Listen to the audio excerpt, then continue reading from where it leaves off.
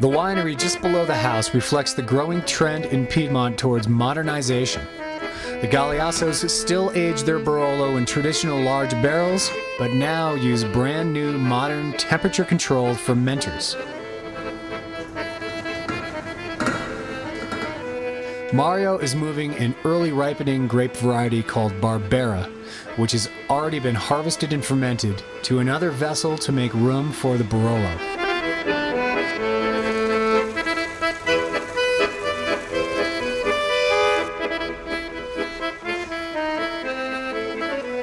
He tastes the wine throughout each process of vinification. Of course, so do we. This is the Barbera 2004, during the fermentations. On hand is our friend and unofficial interpreter Armando, who lives in New York City but returns to Piedmont each fall to visit relatives and help the Galeazos with the harvest. Another important task that is performed every few hours is called pumping over the cap.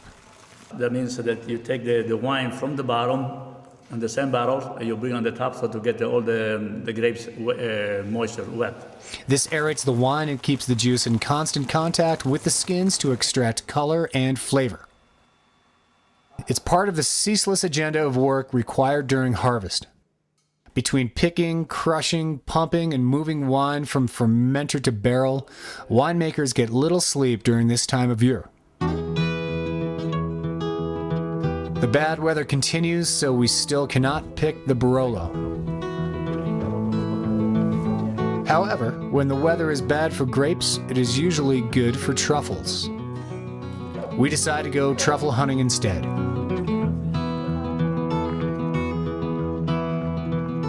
In Piedmont, as long as you have some kind of forest, then you can probably go into your backyard and find some kind of truffle.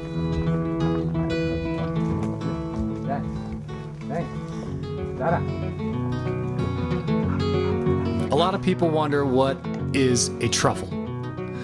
Basically, truffles are a type of edible wild fungus, and as is common for mushrooms, they grow best in the presence of certain tree species.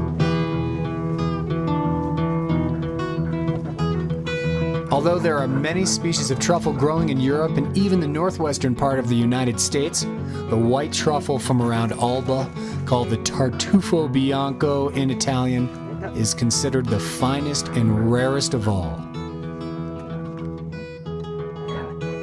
Mario finds a couple of small white truffles, which is a good start, but we'll need some reinforcements. Luckily, tomorrow is the first day of the Alba Truffle Market. The next day, we awake to overcast skies and thick fog, although above us in Lamora, the sun is out and the skies are blue. While this is encouraging, we still can't pick just yet. We are off to the fair.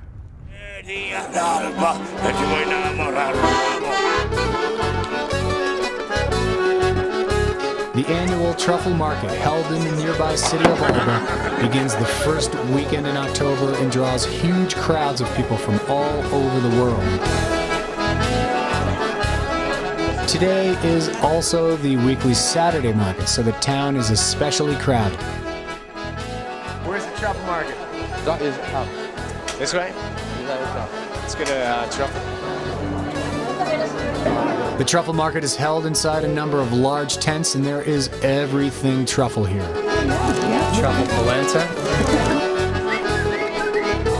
Riso al tartufo. Everything with truffle. There are nutty, mild black truffles, and of course there are the sharp, garlic-smelling white truffles.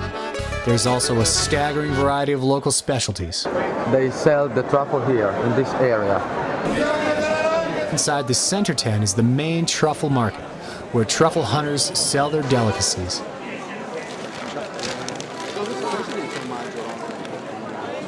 In the outer hallways, you can find all kinds of local wine, cheese, salami, and pastas. È mio professore. We run into one of Luca's professors from the prestigious Alba School of Enology, which even has its own label. We're gonna hit it tonight. That's it. With the chocolate. Our trip to the market is cut short, though. Around midday, the fog lifts, the skies clear, and we get word that the harvest is on. We rush back home, but first, since this is Italy, we sit down for a long lunch. Piedmont is famous for red wines, especially Nebbiolo, but is also home to Moscato, a white grape that is made into lightly sweet, sparkling wine. Up next, the harvest and the crush.